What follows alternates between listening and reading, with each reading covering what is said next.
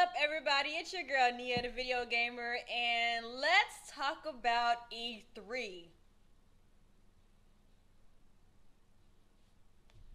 I cannot contain my happiness right now, okay?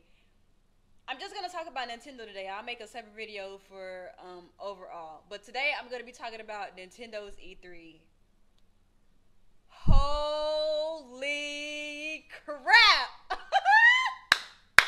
I hate to sound like a fangirl, but Nintendo absolutely killed E3. They actually pulled it off. And I know a lot of people were really skeptical because they decided not to take the stage again this year.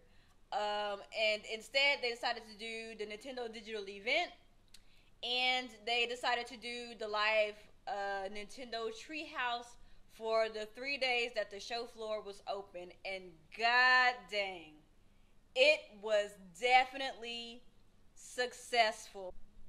Anyway, like I was saying, they did so good, and to be honest, y'all already know that Nintendo fans struggle when you are going into a situation where Nintendo is going to reveal something or they're going to do something. You kind of go in with low expectations because Nintendo is such a mixed bag. You never know what you're going to get from them. But they absolutely blew me away. So first of all, they had their digital event where they partnered with Robot Chicken to do some segments in between, to do some little skits in between segments. And those of you guys who are familiar with Robot Chicken, you know, it's all about humor and, you know, all of the models are made out of clay and things like that. And the way that they set up the digital event, it was like, I felt like I was watching a TV show. It didn't feel like, you know, like how a lot of conferences, they kind of feel long and boring. They're just like one big old infomercial, you know what I'm saying? But the digital event, I felt like I was watching TV. Like, I felt like this could have been on like Adult Swim or something like that, you know? But the skits were really, really funny. I even wrote an article about it on sheattack.com if y'all want to go and look at that video of all the skits combined. And there was even a couple of animated skits. Like, they had one skit during the Super Smash Brothers segment when they announced Palutena, and it was like an anime style. It was Link versus Pit, and it was like this really awesome drawn out like battle. It was crazy. That was fantastic. I mean, there were certain parts of the digital event that seemed kind of slow. I mean, they talked about a lot of stuff that we already knew about, but they also talked about some stuff that we didn't know about, but those things weren't particularly, you know, hype inducing.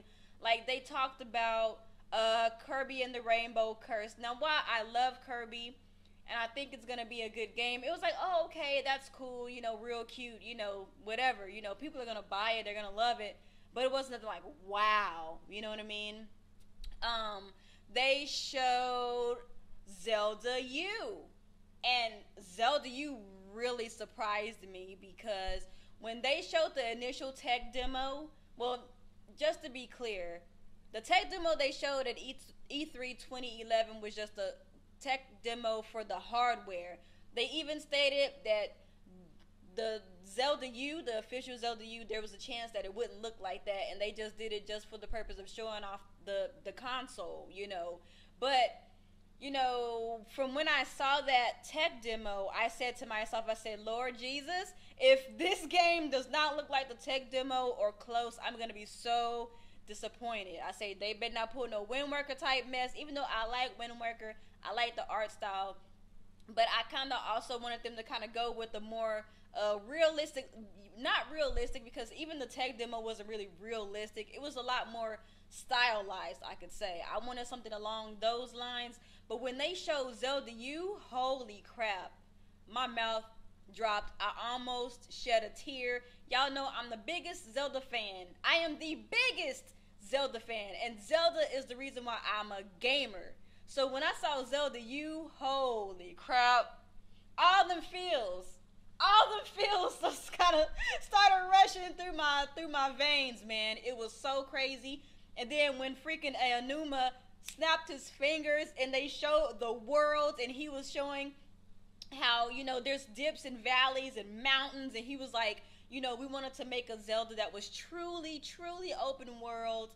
And, the mountaintop that he pointed to in the scene was like, if you could walk to that mountain, like that world is gonna be that big. And I know when they made the Legend of Zelda Skyward Sword, they were saying that they wanted the Legend of Zelda Skyward Sword to be more open world. But when I played Skyward Sword, don't get me wrong, I love Skyward Sword. It didn't feel like that. I felt like I was still in a box. Like there's the different islands from this point and this point, but I still didn't feel like I was free roaming, if you know what I mean. So Zelda U is going to be crazy for a lot of people that like free roaming and open world games, assuming that it delivers, right? And I can't wait to see more of it. Supposedly, it's supposed to be coming out next year, 2015, and they're going to be showing a lot more of it, possibly at E3 2015. So I guess there's a good chance that Zelda U isn't going to be coming out until maybe holiday, fall or holiday 2015. I'm going to assume it's going to come around November-ish. Kind of like Skyward Sword came around as November-ish. I just feel like it was probably going to take that same trend. Another game that they showed that completely threw me off guard was Splatoon. Now, when they first showed the trailer during the digital event, I said, okay, first of all, I got OCD. So you got all these characters spraying paint everywhere, making a big old mess. That bothered my spirit. I couldn't take it, right? But at the Nintendo Treehouse, they showed more gameplay, and I was like, yo, I could see myself putting mad hours into Splatoon. They didn't show this during the digital event, but they did officially show Codename Steam. I'll talk about that a little bit later. And also, at the very end of the digital event, they hinted at a classic game returning. Now, we already knew it was Star Fox, because Time magazine had already leaked it way before, like an hour or 2 hours before the digital event began. So we knew it was Star Fox, and it was like the screen they showed during the digital event was blurry. But you know what it looked like when they actually did reveal the actual picture later on during the day? It looks like that one stage in Star Fox 64.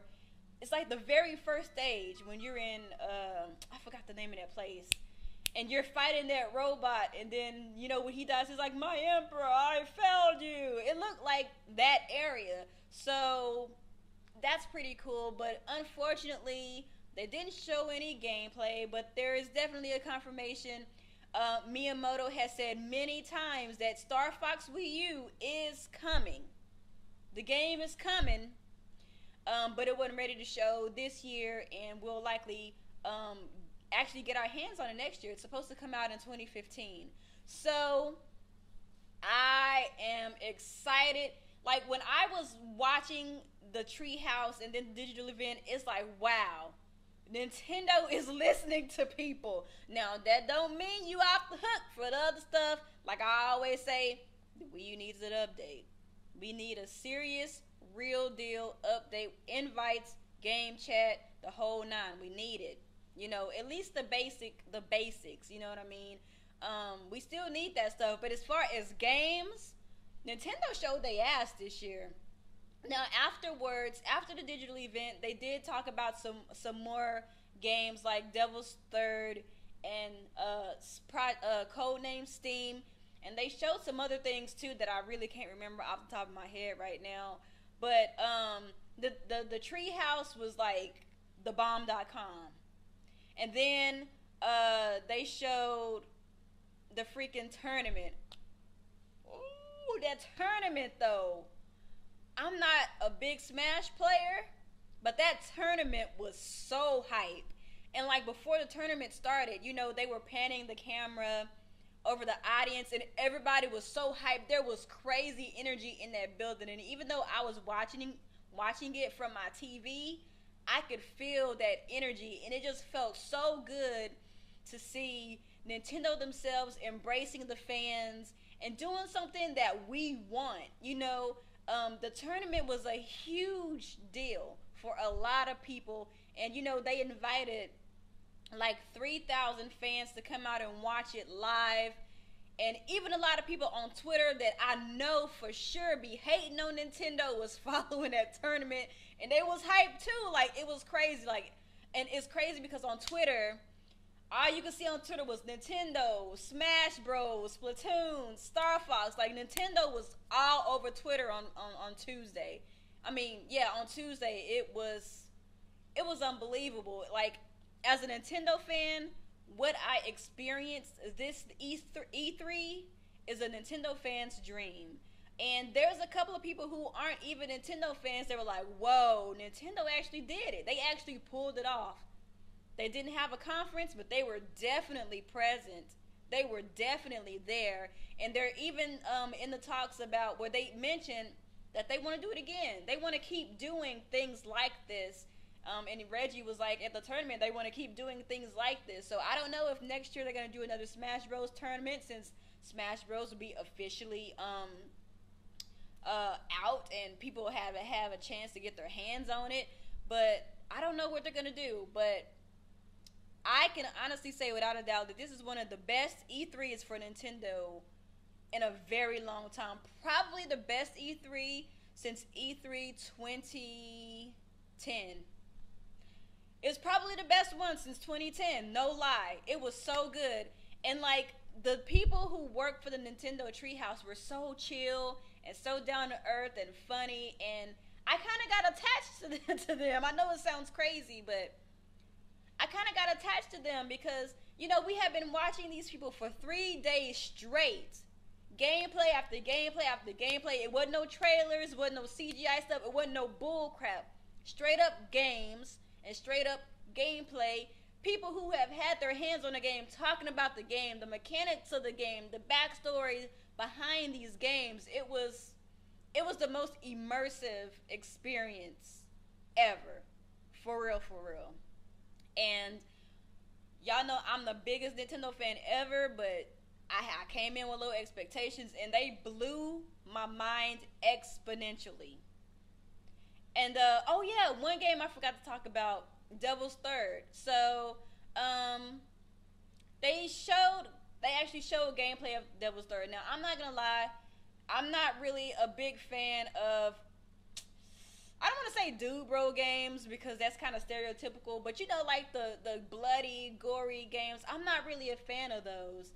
I mean, there's some of them that I'll kind of get into and stuff like that. But, Devil's Third is completely just over the top and crazy. And today they showed some gameplay of it. They actually showed it aside from the trailers that we had been seeing days prior. And they showed the multiplayer.